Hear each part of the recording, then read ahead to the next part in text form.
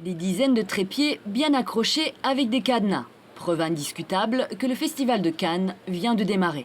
Chaque année, ils sont des dizaines à camper devant les marches du palais. Et attention, ici les places coûtent cher. Les escabeaux et les transats, on les surveille de près. Je suis arrivé hier à 17h30. Il y avait des gens qui étaient là le matin à 6h, 7h. En fait, on attendait qu'ils mettent des barrières en place. Ils les ont mises à minuit passé. Ils étaient un peu en retard par rapport à l'année dernière. Puis après, on a collé nos escabeaux, nos fauteuils, et puis on est parti se coucher jusqu'à ce matin. Objectif, voir des stars. Mais pour le moment, elles ne sont pas là.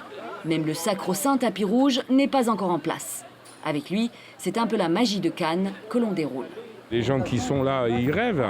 Ils nous posent des questions, ils veulent toucher, monter sur le tapis, ils veulent des petits bouts. D'ailleurs, de temps en temps, on leur donne des petits bouts de carpette là, rouge, ils sont très contents. En attendant, la chasse aux invitations a déjà commencé. Ici, chacun cherche son ticket pour voir un film. Demandez des fois aux portes d'entrée. Voilà, c'est ce qu'il faut, être persévérante, sympathique, souriante, vous allez. C'est ce que j'essaie de faire. Voilà. Pour trouver les stars, il faut avoir ses entrées au palais. Voici le jury de Cannes au complet avec sa présidente, l'actrice Isabelle Huppert. Leur mission, décerner la Palme d'Or, et cela leur donne déjà quelques sueurs froides. Ma réaction, quand on m'a demandé d'être juré, j'étais terrorisé. Je n'aime pas trop porter des jugements sur le travail des autres. Bien évidemment, c'est difficile.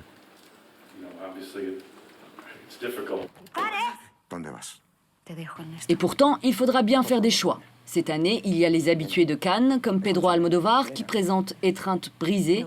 Et puis, il y a le cinéma du genre. Un film noir, Vengeance de Johnny To, un film de guerre de Quentin Tarantino, ou encore des films d'horreur, comme celui de Sam Raimi, présenté hors compétition. Une sélection qui étonne les habitués du Festival de Cannes. Qui aurait cru que Ken Loach, qui n'est pas spécialement rigolo, allait nous proposer une comédie? Par exemple, Terry Gilliam va vers l'horreur. Donc, tout ça veut dire quoi? C'est que le cinéma est le reflet d'une époque et notre époque change. Le festival aussi change. Pour preuve, cette année, le film d'ouverture est un magnifique dessin animé des studios Pixar.